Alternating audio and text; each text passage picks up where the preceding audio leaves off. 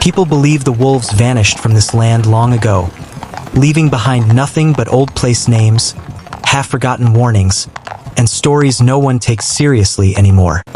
But on certain nights, when the fog settles low and the streets grow quiet, the air itself feels crowded, as though something unseen has slowly found its way back. I am old enough to know the difference between a story that fades with time and one that lingers quietly, waiting for the right moment to be told again. This story began at the end of the 19th century, beyond London's reach, where the city's laws weakened and the night seemed to belong to older things. A group of gentlemen gathered after dark, well-dressed and assured, speaking softly among themselves, as if the night had been created solely for their purpose. They called it a hunt, though no one spoke of danger or fear, and no one questioned whether something else might be watching them in return. They were not there to protect anyone at all, but to prove to themselves most of all that reason had finally conquered instinct. When they stepped into the forest that night, they crossed a boundary nature had never invited them to cross, and would not easily forgive.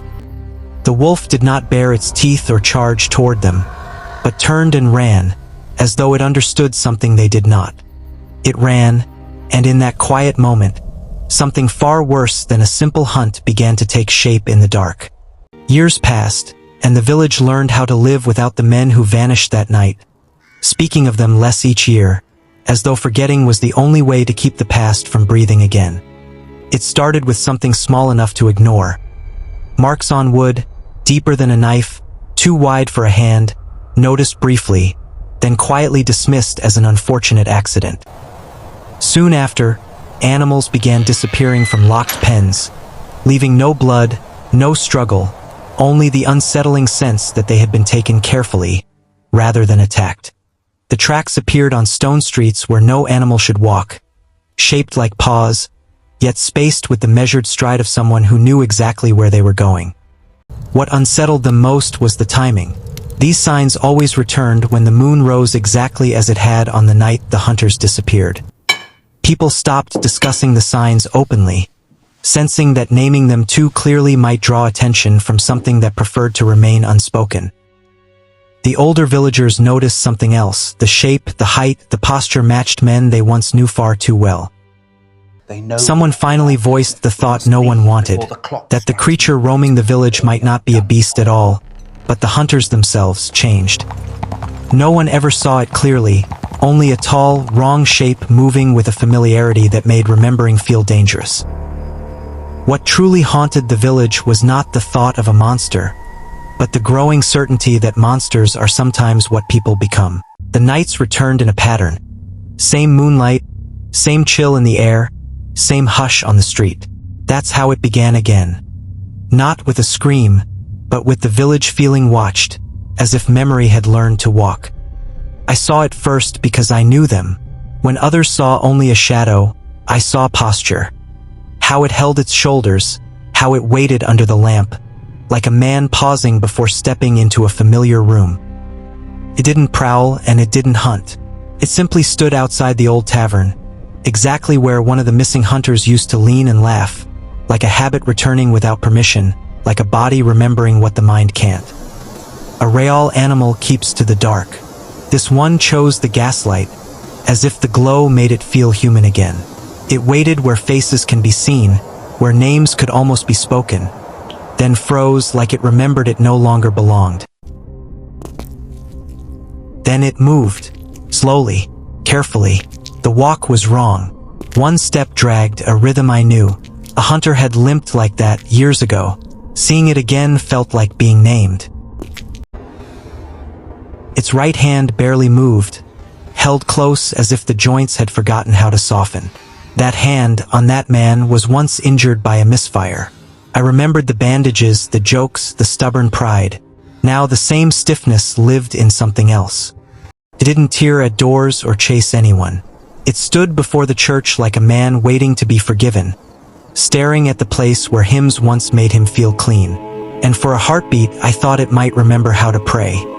Someone stepped into the light, and it turned only halfway, like a man fighting an instinct. Paused long enough to choose. Then it didn't move closer.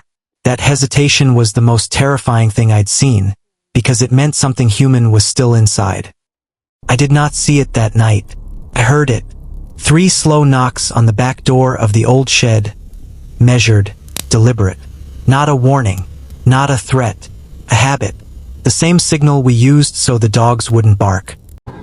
Inside, the old mark was wet again, the one carved to count the kills, then crossed out when we swore to stop.